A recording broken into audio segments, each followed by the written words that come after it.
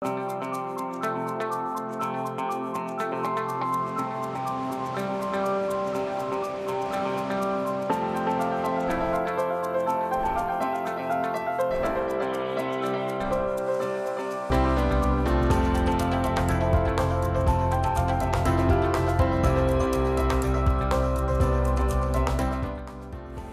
afternoon, and thanks for joining us. I'm Judy Simpson. In survey after survey, a majority of Americans say money issues are one of their top concerns.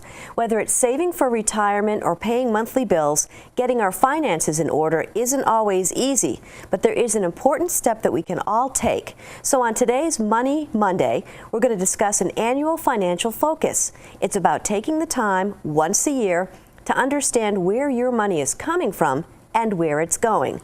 To learn more, we've called on Christine Moriarty. Christine is a certified financial planner from Bristol and the president of Money Peace. She's provided financial education to thousands of individuals and couples. Thanks so much for coming in. I'm delighted to be here, Judy. So what's your description of an annual financial focus? Well, I think there's three parts to it. We want to make sure we know how our money's coming in and out, what our net worth is, like what we have and own, and then also if we have investments, where are they and what are they doing? So it's three different parts that everybody needs to know. Okay, let's tackle part one. The first checkpoint is what's coming in and what's going out.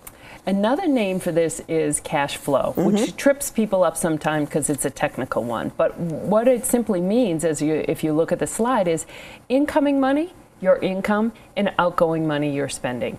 So let's look on the income side. People have salary. If you're retired, you might have rental income or Social Security coming in, some investment income, or a pension. That's everything that's coming in. And the timing of that all matters because you also have outgoing spending. So you have monthly payments like utility bills, you have auto pays that are automatically coming out of your checkbook, and then you have discretionary things like groceries, clothes, haircuts. A lot of the things that we have that we think are mandatory are really discretionary in life. You know, hey, we need to go out to dinner. No, we don't need to. So what's the best way to get this information? The best way to get it is to keep track of it. So let's talk, and people always ask me, what's the best way to keep track of all this information around our spending? You get bombarded with information and you've got to know what it's saying and then where you can get your hands on it once you get it. So if you're trying to keep track of your expenses, there's several different apps if you have a phone. So it could be, you need a budget. It could be Mint, which is another version of Quicken from the old days. Simple Personal Capital Management. They allow you to press in how much you spend each time you spend it. And if you do that, then you'll have an idea of what's going out, okay? I use and recommend the good old pen and paper way of doing it because there's something that happens when you actually write it down. There's a connection, and there's been neuro studies on it, that there's a connection between your brain and your hand, and you really know how much you're spending when you do it. And what you want to do is, once you write it down, you can put it into categories of groceries. There should be a lot of categories, not a miscellaneous that says $2,000, not a miscellaneous or an ATM withdrawals that says $800. Those should all be categorized, just so you have a sense of, is my money really going to fun and games and entertainment? Is my money going to pay off debt? Where is it going? A lot of times people don't know that, and they just are spending and saying, well, I didn't run out of money yet, or I haven't used my credit card. The card still works. The card still works. But the secret is understanding what your priorities are and what your values are and matching those to where your money is going so you feel better. So once you have that kind of under control, your spending first, that helps to say, now let's look what's coming in and when. And so when you talk about keeping track of expenses, even things like if you buy a cup of coffee, it's really important because that really does add up. The cup of coffee adds up. the parking meters count, and whether you're using an app or putting in the 50 cents to run in somewhere. The cup of coffee was always, David Bach wrote a book about spending, and he always talked about the latte. And you can imagine from where, the higher end stores, but it isn't the latte for everybody. It could be something else that you're spending. Like, I had a roommate who was buying Pez containers all the time because she loved them, and she realized if she stopped buying them, she could have enough money to buy a stereo, which is what she really wanted. And that's kind of the point of writing it down, is getting a sense of where's your money going, and do you really have no money? There's very few people in the world that have no money. It's their spending or allocating it incorrectly. Now, you mentioned apps, and if you use an app on your phone, who else has this information? Well, you have the information, your phone has the information, and now we know because of technology and access, the company has the information. So if you are putting in how much you're spending, where your money's going, what accounts you have into an app, it's not just sitting on your computer anymore at home. It's all connected to the internet, and there's some access out there for people. Right. Now, there are a whole host of reasons why knowing your cash flow is important. Talk a little bit about that. So one of it is that if you actually take the time to see what you're spending, you'll know where it's coming from and what's happening. So here's a great example. I was getting ready for this, and just to show I learn from my own mistakes and learn from doing this, so thank you for having me, I looked at all my auto pays, and I said, oh my gosh, I really don't need that one anymore. So it's coming out of my account every month, but I'm not using that service. It's time to get rid of that.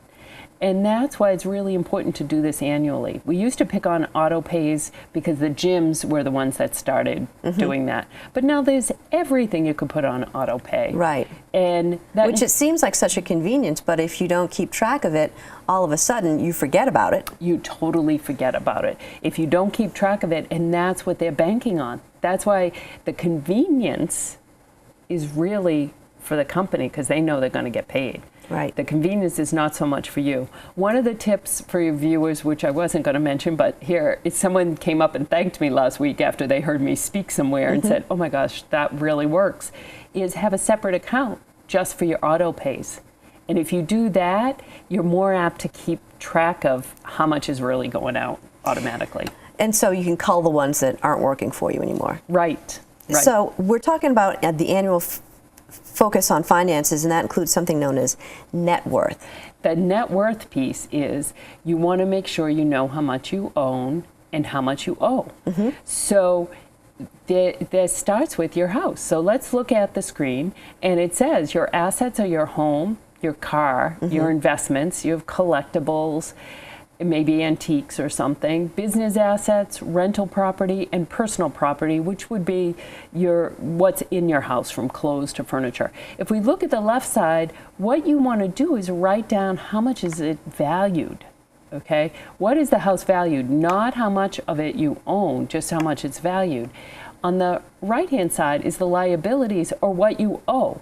So your mortgage, any home equity loans, a car loan, or credit card debt, any school loans, those kind of things, and then you total those two. A lot of people have done this to buy their house, but let me show you why this matters as you're looking at home and mortgage and equity loan. If you have a home loan, a home value, and your mortgage or home equity loan are very close to your home value, that's what happened in the crash, that people got underwater. Right. Because they were taking too much out of their home equity So you don't want to have to owe more than you have. Exactly. This also happens on cars. So I was thinking about this on the drive in, is a lot of times, and I'm picking on car salesmen, but this helps with anything you're buying, that often the focus, especially with the younger generation, is the monthly payment.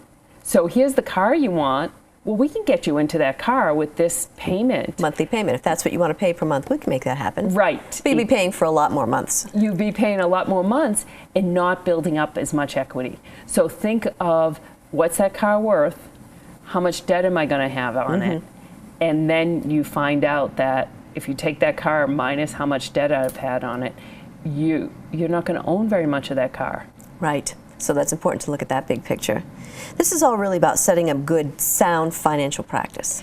Yes, and doing a net worth once a year is fabulous because, again, like the review with the cash flow once a year, it makes you think, what do I have? What do I owe? And it makes better decisions. What a lot of people put on blinders and say, okay, I'll get through today, I'll make it through today, this is the way to go. And in fact, by taking a step back and looking at the big picture, it's really important to say, this is my financial net worth. Because I caution people not to think this is my self-worth, because that sometimes gets caught up. Yep. For example, if you've just gone to grad school and have some loans, your net worth might be on the negative side or close to it. There might be nothing else. So you want to set up with, what is my net worth financially? And here is how you do it after you get your total assets. You total up your assets, you total up your liabilities, and you subtract the assets, the liabilities from the assets. That's your net worth.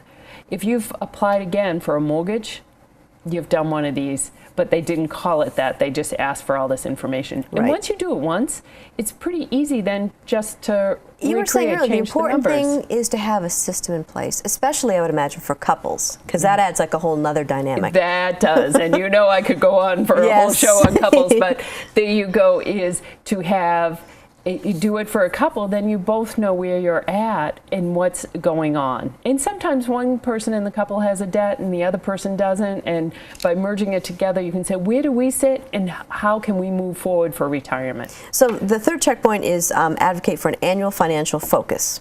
Yes, so if you're going to do these annual financial focus, you might do one of these 3 different things at different times. You might do them all together, spend a weekend with your spouse, going, we'll just do this.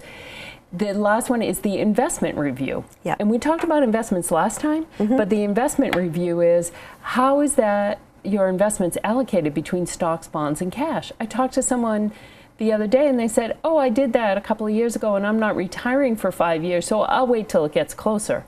I'm like, no, you need an investment review on your allocations on stocks, bonds, and cash every year. Because in this case, stocks have gone up lately, which may mean you need to sell some and get some bonds, especially as you get closer to retirement. The older you get, the more you should have in bonds and cash. The returns, we talked before about, you know, you can't just say, oh, my stock return 10%, isn't that great? You need to compare it to benchmarks and what's out there. How have your investments done? Maybe the investment isn't doing well and you need to move that. Then you want to see what the fees are. Have they changed over the time for the person managing it? And then here's the one that ties right back into cash flow, is what are my future needs? Right. If I know I need a car in the next couple of years, that money should be in cash. I shouldn't be saying, oh, I'll use my investments, because if the stock market were to go down, you wouldn't have as much. So you should take enough out of your investments for the next couple of years to get by.